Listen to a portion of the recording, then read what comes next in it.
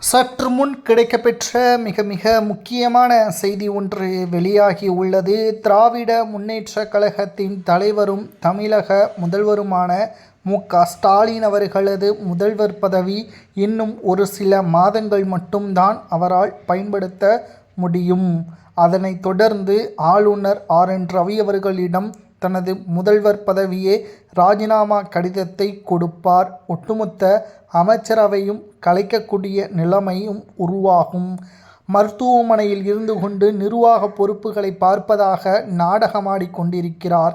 அவர் உண்மையான நோயாளியாக இருந்தால் அவர் மீண்டும் நலம் பெற வேண்டும். ஆனால் மருத்துவமனையில் இருந்து நாடகத்தை அரங்கேற்றினால் மக்கள் இனியும் ஏமாளி கிடையாது.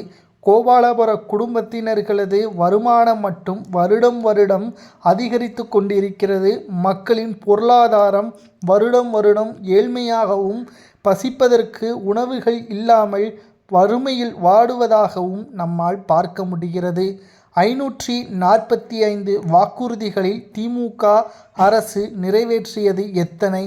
4 ஆண்டுகளது சாதனையே வீடு வீடாக சென்று கூற முடியுமா? ஒரே அணியில் தமிழ்நாடு திமுக சொல்வது தவறானது கிடையாது, சரிதான். எடுத்துக்கொண்டாலும் திமுக சொன்ன வாக்குறுதிகள் பட்டியலில் எத்தனை வாக்குறுதிகள் நிறைவேற்றப்பட்டிருக்கிறது, இன்னும் எத்தனை வாக்குறுதிகள் இந்த ஓராண்டில் நிறைவேற்றப்படும் என்பதை வெள்ளை அறிக்கையாக திமுக அரசு வெளியிடுமா என்ற கேள்வியை எதிர்க்கட்சித் தலைவர் எடப்பாடி பழனிசாமி அவர்கள் கூறியுள்ளார். அது மட்டுமல்ல, உடல்நிலையை கருத்தில் கொண்டு ஸ்டாலின் அவர்கள் ஓய்வெடுக்காமல் அவர் இதன் மூலம் நாடகமாடி மீண்டும் 2வது முறை முதல்வராக பொறுப்பேற்றுவிடலாம் என்ற எண்ணம் இருந்தால் நிச்சயம் தமிழக மக்கள் அதற்கு தக்க பதிலடிகளை கொடுப்பார்கள்.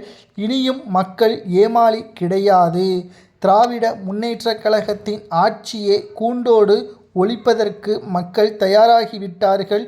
2021 சட்டசபை தேர்தலுக்கு முன்பாக கிட்டத்தட்ட 3 லட்சம் மனுக்கள் பெட்டியாக தமிழகம் முழுவதும் பெற்றார்.